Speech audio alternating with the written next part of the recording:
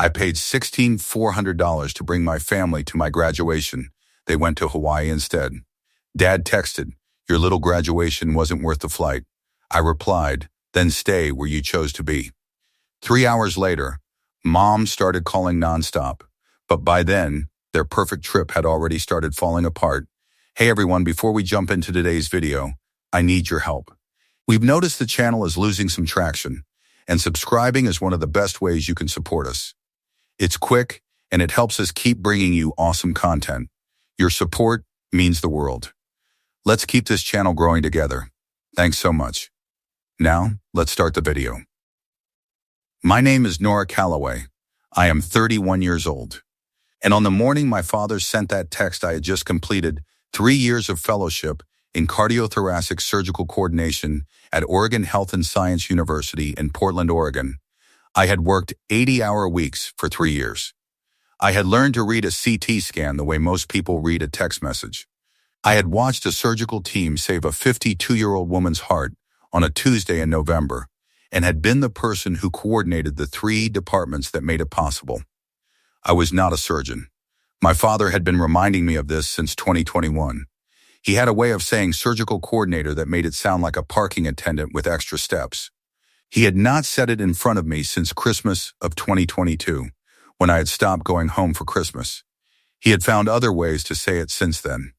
At 8:02 in the morning, my fellowship co-resident, Deja Okafor, sent me a screenshot of my mother's Instagram story. It was posted from Maui Airport. In it, my father was holding a drink with a paper umbrella. My mother, Vivienne, and her husband, Conrad, were in matching linen shirts. The caption said, "Family time, long overdue." Deja sent it face down with no words. I texted her back one word. Ceremony. The morning that changed what graduation day was actually going to mean started in January, 4 months before any of this, in a small office on the 4th floor of the surgical wing. Dr. Alicia Fenn had been chief of cardiothoracic surgery at OSU for 19 years. She was 61 years old. She had mentored 7 fellowship cohorts and had published 43 peer-reviewed papers, and had once told a pharmaceutical rep who interrupted her mid-sentence that she would finish her thought and he could begin his apology whenever he was ready. She had been diagnosed with stage 4F ovarian cancer in September of 2026. She worked until January 9th of 2027. That was a Friday. I was in the coordination suite going over the first quarter scheduling calendar when she knocked on the open door, which she never did because the door was always open to her and she knew it. She came in, she sat down across from me. She put a small cream envelope on the desk between us. She said, "Nora, I am not going to be at your graduation in May. I want you to have this now so I can see your face while you still know where to find me." I said, "Dr. Fenn." She said, "I know. Open it in May. Before the ceremony if you want, or after. It does not matter when. What matters is that you keep it." She looked at me for a moment. She said, "You came in here 3 years ago, and you sat in that chair, and you told me you were afraid you had chosen wrong. Do you remember that?" I said, "Yes." She said, "I knew then that you had chosen right. The ones who know how to be afraid are the ones who learn how to stay." She stood up. She put her hand on my shoulder for 3 seconds. She walked out. She did not come back to the office. 5 days later, she died. She was 61 years old, and she was not finished, but she went anyway, the way people who have done the work go, with everything already said. I had bought 4 round-trip business class tickets from Chicago to Portland in March, at $2,800 each. I had booked 3 hotel suites at the Kimpton River Place for 2 nights, at $850 a suite per night. Transfers and incidentals brought the total to $16,400. My father Lawrence and his wife Jonna, my mother Vivienne, her husband Conrad, and my half-sister Brooke were supposed to be on those flights. Brooke had texted me separately 2 weeks before graduation to say she would be there. She was the only one who showed up. The rest of them had booked a trip to Maui on the same dates and had not told me until the morning of graduation via my father's 7:14 a.m. text. I met Deja Okafor at the Marquam Hill Atrium at 9:30. She hugged me once without saying anything. She was wearing the same perfume she had been wearing the night we had both stayed until 1 in the morning reviewing a patient file that neither of us was technically required to review. I had known Deja for 3 years. She had learned which things to say and which things to hold. She held it that morning. We walked in together. Two people who had started in the same fellowship class and spent 3 years learning the difference between what gets said in a hospital corridor and what gets held until the right moment. The atrium at Marquam Hill seats about 200. Ours had roughly 130 people. The fellows, their guests, department staff, and the senior physicians who had supervised us. I had 4 empty seats in the third row with my name on the reservation. They were labeled Lawrence Calloway, Vivienne Calloway-Weiss, Conrad Weiss, and Jana Calloway. Nobody sat in them for the first 20 minutes. A family with a stroller eventually took 3 of them after the usher confirmed they were going to stay empty.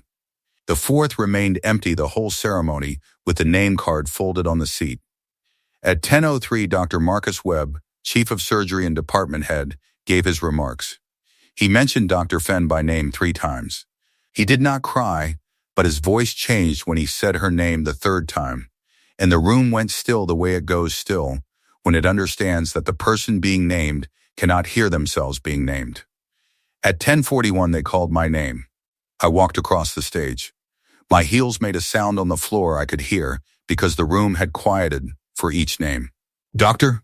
Webb shook my hand and leaned in and said quietly, Alicia told me about you in October. She said to watch out for you. I nodded. I went back to my seat. I sat down. I put my hand against the outside of my gown pocket where the letter was. I felt the weight of the envelope. The room went back to the ceremony. The reception was in the atrium after the ceremony.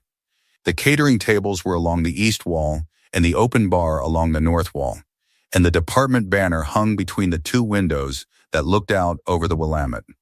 It was the kind of event that feels formal for the first 20 minutes, and then people start to breathe. I was holding a glass of water and talking to the department administrator, Linda Marsh, about the 3rd quarter rotation calendar when my half-sister Brooke found me. Brooke Calloway is 26 years old. She is my half-sister on my father's side, which means we grew up in different houses and see each other at Thanksgiving when Lawrence decides to host. She had flown to Portland alone. She walked up in a white blazer and she kissed my cheek and she said, "Congrats, Nora." Then she looked around the atrium. She looked at the banner. She looked at Dr. Webb talking to a group of residents. She looked at the department wall, where there was a framed photograph of Dr. Fenn at her 20-year service ceremony in 2024. She looked at me. She said, in a voice that carried across Linda's left shoulder and past the 2 fellowship graduates standing 3 feet away, and reached Sandra Hirsch at the side of the room and stopped the movement of a champagne flute being lifted off a tray, "You paid $16,000 to make us watch you graduate from a job that does not even require a medical degree. Mom said Dr. Fenn basically adopted you because your actual family did not care enough to show up." Sounds like she was right. Linda Marsh stopped mid-sentence. The fellowship graduate holding the champagne flute set it on a table without looking where she was setting it. Deja, who had been walking toward us from the food table with 2 plates, stopped. Sandra Hirsch turned her head. The 2 junior residents who had been moving toward the bar stopped moving. The department photographer, a young man from the OSU media office who had been framing a group shot of 4 fellows, lowered his camera. Dr. Webb did not hear it. 9 other people did. I looked at Brooke. I said, "Thank you for coming." I turned back to Linda. I said, "You were saying about the 3rd quarter rotation." Linda looked at me for 1 full second, the specific second where she decided how to respond, and then she nodded and we kept talking. Brooke stood behind us for 11 seconds. I counted them because I needed something to count. Then she left the atrium. I did not watch her go. After the reception wound down, Deja and I walked down the hill toward the South Park blocks. It was a mild afternoon for May in Portland, overcast, the kind of light that diffuses evenly and makes everything the same temperature. We walked for about 20 minutes without talking. Then Deja said, "She came all the way from Chicago to say that." I said, Yes, Deja said in front of Sandra. I said in front of Sandra. Deja said nothing else for another half block. Then she said, You okay? I said, Yes, she said, not asking if you are going to be okay, asking if you are okay right now. I thought about it. I said, I am okay right now. She said, Good. We walked another block. She said, The photo of Fen was right there on the wall. I said, I know. She said, Do you want to talk about it? I said, Not yet. She said, Okay. We kept walking. She bought me a coffee from a cart on Salmon Street. We sat on a bench for a while. The park was green in the way Portland parks are green in May, deeply and without effort. Neither of us said anything for a long time. That is what 3 years of working together at 80 hours a week produces. Two people who know how to sit in the same silence without it meaning anything other than that they are both still there. At 2:18 in the afternoon, 3 hours after the ceremony ended and 7 hours after my father's text arrived, my mother started calling. I was back in my hotel room.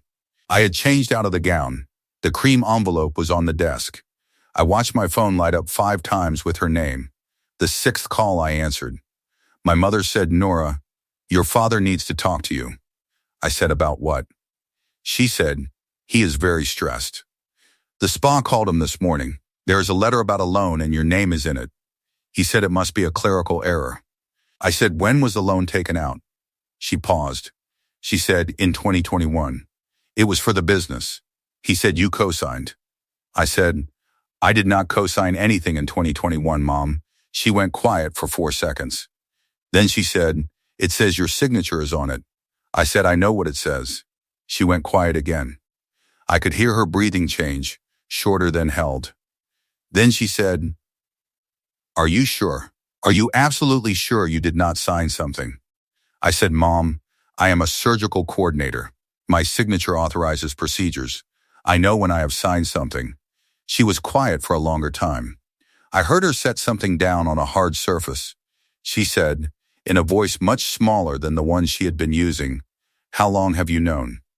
I said, since April. She made a small sound. Not a word. A sound. I said, tell Dad I will call him tonight. I hung up. I sat in the hotel room for a while after that.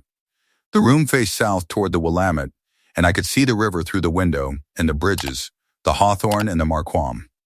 The same bridges I had driven across hundreds of times in 3 years of fellowship. The city looked the same as it always did. I looked at the cream envelope on the desk for a long time. I did not open it yet. I had one more call to make first.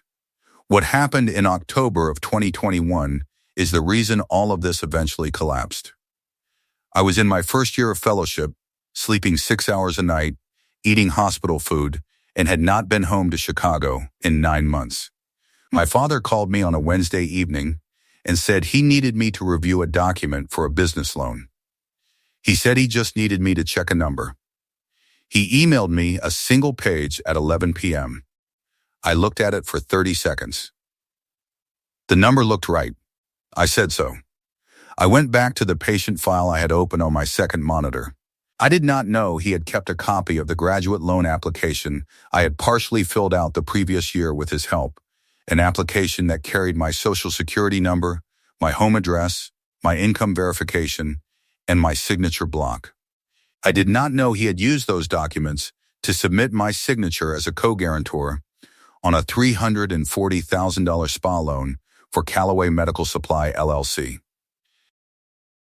I did not find out until April 3rd of this year, when a certified letter from the Small Business Administration arrived at my Portland apartment informing me that as co-guarantor I was being called on a loan that had been in default for 14 months. The total outstanding balance was $312,000. My name was on every page of the guarantee. I sat on my kitchen floor for 40 minutes. Then I got up. I called Marcus Holt, an attorney referred to me by a colleague at OSU who had handled medical professional disputes. I told him everything. He said, Nora, forging a co-signature on an SBA loan is a federal crime under 18 UC Section 1014. We can file for your release as co-guarantor and refer the forgery to the FBI simultaneously.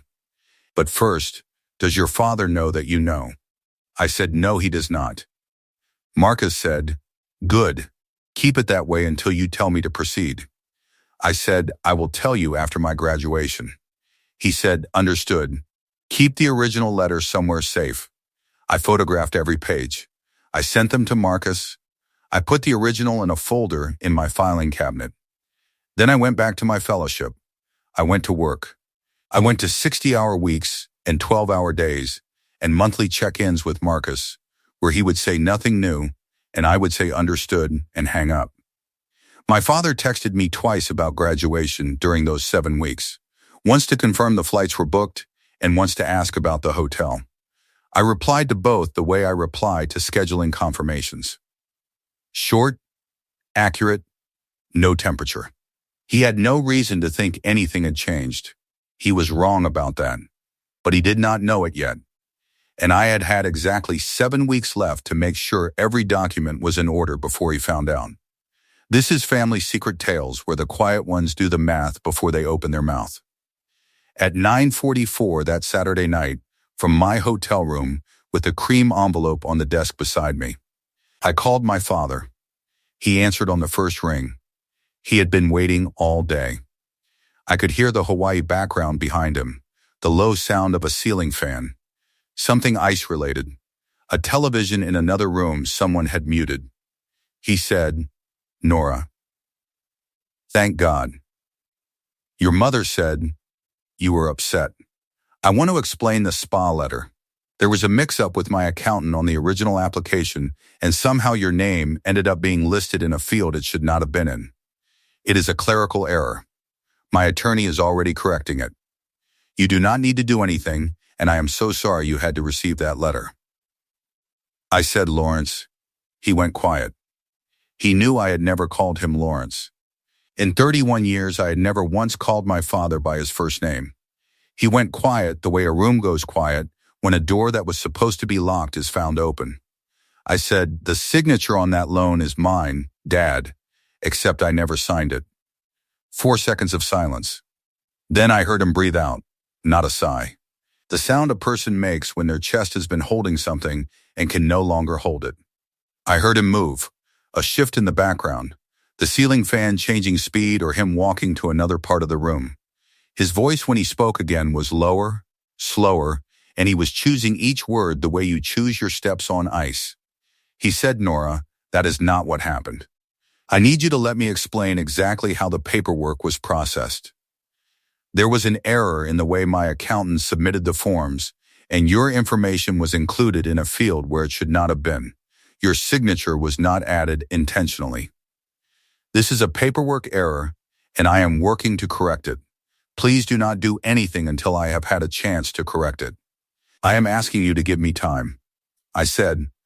Marcus Holt filed the release notice to the spa on April 10th. The forgery referral to the FBI goes in Monday morning. A longer silence this time, not 4 seconds, closer to 8. Then he said, wait, just that one word first, then nothing for 2 more seconds. Then, Nora, wait, please do not file anything on Monday. I am asking you as your father. This is going to cost me everything I have built. The business, the contracts, my employees, 22 years. If you file that referral on Monday, I lose all of it. I need 1 week. I am begging you. Give me 1 week to fix this before you file anything.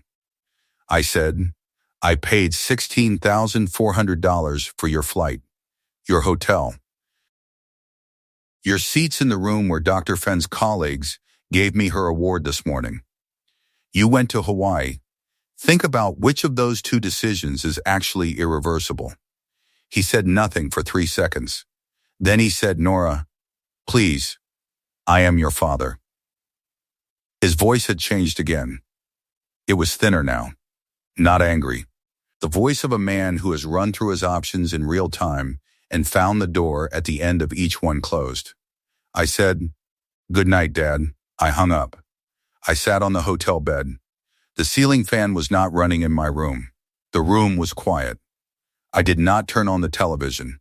I did not order food. I sat in the quiet with the city sounds coming through the window from the West Hills and the Willamette visible in the gap between buildings. Then I picked up the cream envelope off the desk. I opened it. The letter was one page, written in Dr. Fenn's small, even hand, the same writing I had seen on patient charts and lab referrals, and 3 years of handwritten feedback on my coordination reports. She had written, Nora, "You are not going to be remembered for what your family thought of you. You are going to be remembered for every hour you chose to stay when staying was the harder thing. I have watched you choose it every day for 3 years. That is the credential that does not expire." Alicia, I folded it back. I held the envelope for a while. I almost cried once, near the line about the credential. What stopped me was the understanding that she had already known the general shape of what was coming in my life, and she had written around it anyway. She had handed me the ending before I had lived through the middle. That was who she was. I put the letter on the desk. I went to sleep. At 6 the next morning, I emailed Marcus Holt 4 words. Proceed on all 5. The first action moved on Monday, May 24th. Marcus filed formal notice to the SPA, declaring that the co-signature on the October 2021 loan application for Callaway Medical Supply LLC had not been authorized by me and constituted forgery under 18 U.S.C. Section 1014.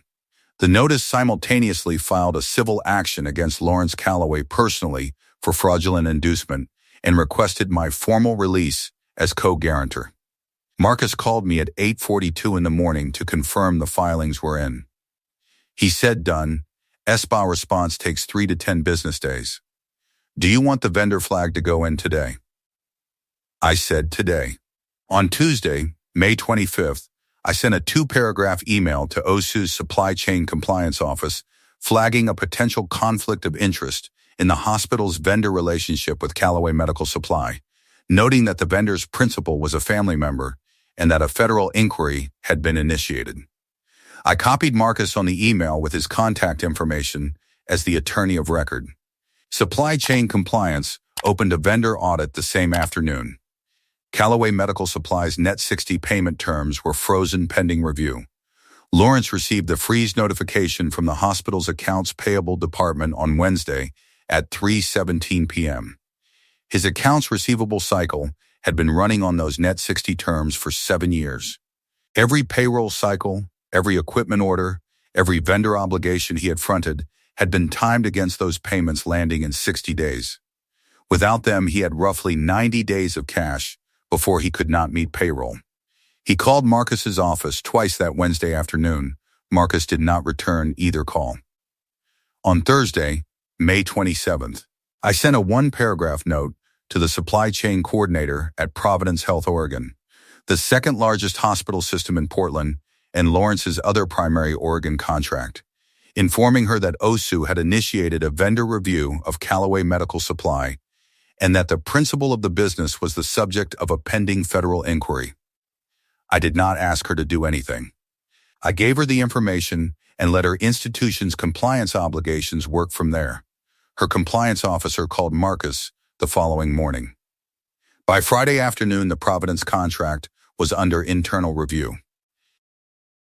On Friday, May 28th, Marcus filed the small claims demand against Lawrence personally for $16,400 in forfeited reservation costs, documented with booking confirmations, receipts, and the airline and hotel cancellation records, showing that 4 round-trip business class tickets from Chicago to Portland and 3 two-night hotel suites had been absorbed at full non-refundable cost, with no notice from the people the reservations had been purchased for. Lawrence's attorney received the demand that same afternoon. By the end of that first week after graduation, Callaway Medical Supply's 2 largest hospital contracts in Oregon were frozen or under formal review. A business Lawrence had built over 22 years was operating on a 90-day clock with no new revenue and 2 federal proceedings active. His accountant called Marcus's office that Friday. Marcus did not return the call. The financial layer was the SPA fraud notice and the vendor freeze and the civil action and the demand letter. Those are the documents. Documents are clean. They move whether or not anyone raises their voice. The social layer came in two parts. The first part was the atrium. The day after graduation, on Sunday morning, Deji sent me a screenshot of 3 separate private messages she had received from fellowship colleagues, all of whom had been standing within range of Brooke's voice on Saturday. Each message asked the same thing in different words. Who was that woman, and what had she said to me? Deja had replied to each one the same way, Nora's half-sister. Flew in from Chicago to say it. That was enough. By Monday morning, the fellowship cohort had passed it the way hospital departments pass things, quietly and completely. Person to person during shift handoffs and over bad coffee in the coordination suite. Dr. Webb's assistant sent me a Monday morning email asking if I needed to speak with HR about anything that had occurred at the reception. I replied that it was a family matter and it had been handled. She replied, of course. She carbon copied Dr. Webb. He did not write back, but the copy told me everything I needed to know about how the department was going to hold the story. Sandra Hirsch stopped by my desk on Monday afternoon. She was holding a coffee from the 3rd floor cart, and she set it down on my desk without a word. She looked at the cream envelope propped against my monitor. She said, "Is that from Dr. Fenn?" I said yes. She put her hand briefly on the corner of my desk. She did not say anything else. She went back to her desk. I know what that moment cost Sandra, because I know what the last 3 weeks of Dr. Fenn's time in this building had cost Sandra to coordinate and witness, and because I know that Sandra does not touch people's desks. The second part of the social layer was my mother's Instagram. The Hawaii post continued through Sunday and into Monday morning. At 9:14 Monday, the comment section on the Family Time, long overdue post received a message from a woman my mother had never met, a friend of Deja's, who had heard the story third hand at a coffee shop on Sunday. Must be nice. Heard her daughter graduated from OSU this weekend. The comment collected 7 likes in the first hour. My mother deleted the post at 11:41. She re-uploaded it at 12:02 with comments disabled. She deleted it again at 2:30. The account went private at 2:31. I know these timestamps because Deja screenshotted each change in real time and sent them to me with no words attached, just the image. One after another over the course of 3 hours on a Monday afternoon. I looked at each one. I did not respond to any of them. If the quiet middle of this story is finding you, this is Family Secret Tales, and there is more. Subscribe so you are there for Sunday. The emotional layer is the thing nobody posts to Instagram. I know what happened at the dinner table in Hawaii on Sunday evening because Brooke called me 3 weeks later. She said, "I want you to know something." I said, "Okay." She said, "At dinner on Sunday, the night after your graduation, Dad had his phone face up next to his plate the entire meal. He kept picking it up. He kept refreshing something. Every time Mom stopped talking, he picked the phone up. He put it back down. He picked it up again. He picked up his fork 3 times and set it down each time without eating. I asked him twice if he was okay. He said yes in the way that means the opposite of yes." She paused. She said, "I did not know about the loan when I was sitting at that table. I know now. But I watched him sitting in Hawaii surrounded by all of us, and he was already somewhere else. He was in a room we could not see, and it was not good in that room." She went quiet. Then she said, "I want you to know I am sorry for what I said at the reception. Dad asked me to say it. He told me you were being difficult about the graduation, and he needed me to find a way to make you leave early before you had a chance to talk to anyone senior. He told me what to say and when to say it. I said those words in front of your colleagues and in front of a photograph of Dr. Fenn on the wall. I said, I know he handed them to you. She said, that does not make it less my mouth. I said, no, it does not. She said, I did not know about the loan, Nora, any of it. I found out from my mom last week. I said, I know you did not know. She said, does it matter to you that I did not know? I said, it matters for what comes next between us. It does not change Saturday. She was quiet. She said, okay. She said it the way people say okay when they understand what they are agreeing to. I have thought about Brooke often since that call. She flew to Portland alone and did the one right thing in the family. She also stood in a white blazer in an atrium on a Saturday morning and said those words in front of 9 people who work with me every day. Both of those things are true. They do not cancel each other. I do not know yet what comes next between us. I know she meant what she said on the phone. I know I meant what I said back. On Friday, June 4th, a handwritten card arrived at my apartment on Callaway Medical Supply letterhead. He had written it at the office, which meant he was still trying to hold the business together with one hand while writing this with the other. The card said, "Nora, I am deeply sorry for the pain I have caused you. I am sorry I missed your graduation. I was not thinking clearly, and I know that is no excuse. I take full responsibility for the mistakes I have made. I am asking you, as your father, to pause the vendor review and the legal proceedings long enough to have a real conversation. Losing these contracts means losing everything I have built over 22 years. I know I do not deserve to make this ask. I am making it anyway." Lawrence, I read it once at my kitchen counter. I put it back in the envelope. I walked to my bedroom. I closed the door. I did not open it again that evening. The proceedings did not pause. I almost called my mother that evening. I had her name on the screen. What stopped me was not anger. It was the memory of being 23 years old and calling her after my first week of graduate school, telling her I had been offered a research fellowship position, and her first response being, "Does it pay?" I said yes. She said, "Well, that is something at least." I put the phone on the charger.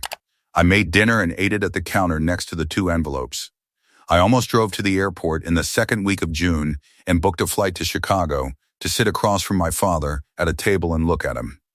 What stopped me was Marcus calling to say Lawrence's attorney had reached out about a pre-trial resolution, and that going to Chicago before the spa interview would be read as willingness to negotiate. I stayed in Portland. I went to work. I almost answered Brooke's July 4th text. She had written 2 days before asking if I would be with anyone for the holiday. I typed and deleted 3 responses. Both things that were true about her were still true. I texted back, "Not ready yet." She replied, "I know. I respect that. That message is still in my phone undeleted. That is where the story sits now." Lawrence's attorney and Marcus Holt are in pre-trial negotiation expected to run through October. The spa formal inquiry interview is scheduled for mid-September in Chicago. Lawrence closed Callaway Medical Supply's Portland office in late June and consolidated what remained of the business at his Chicago warehouse. His OSHU vendor badge was deactivated on June 7th. His Providence Health contract was formally suspended on June 12th. I received both notifications by email. Marcus filed the small claims demand for $16,400 in late June. Lawrence's attorney has not yet responded. Marcus says that is not unusual. My mother has not called since the first week of June. She sent a card on cream stationery that arrived the same afternoon as Lawrence's, and it said she did not know about the loan and she was sorry and she needed me to believe her. I read it once. I put both cards in a manila folder in my filing cabinet. I labeled the folder with the letter L. That is where both cards are. There is one more thing I want to say. Deja texted me on a Tuesday morning 3 weeks after graduation. Before the 6 a.m. shift, she sent a photograph. It was the department wall, taken from the hallway. The framed photograph of Dr. Fenn at her 20-year ceremony was still there. Someone had placed a small bunch of white flowers in a cup on the ledge below the frame. No note. Deja did not know who had left them. I do not know who left them. I have not asked. Some things in a hospital are done without attribution, and I have learned to leave them that way. On the first Monday of June, I walked into my office in the OSU Surgical Coordination Suite at 7:58 in the morning. The new department placard was on the wall outside the door with my name on it as lead coordinator for the coming year. The placard had gone up 3 weeks after Dr. Fenn died, and I had avoided looking at it directly for 4 months. I looked at it now. I looked at it for a full minute in the hallway before I went inside.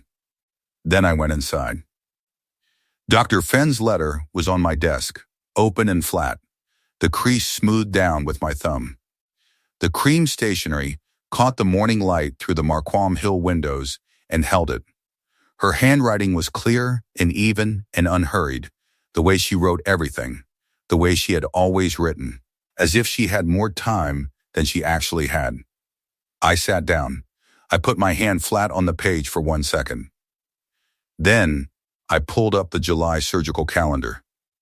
I began the day. At the same time, in a warehouse on the west side of Chicago, my father was sitting at a folding table with a laptop open in front of him. The Callaway medical supply vendor dashboard was on the screen.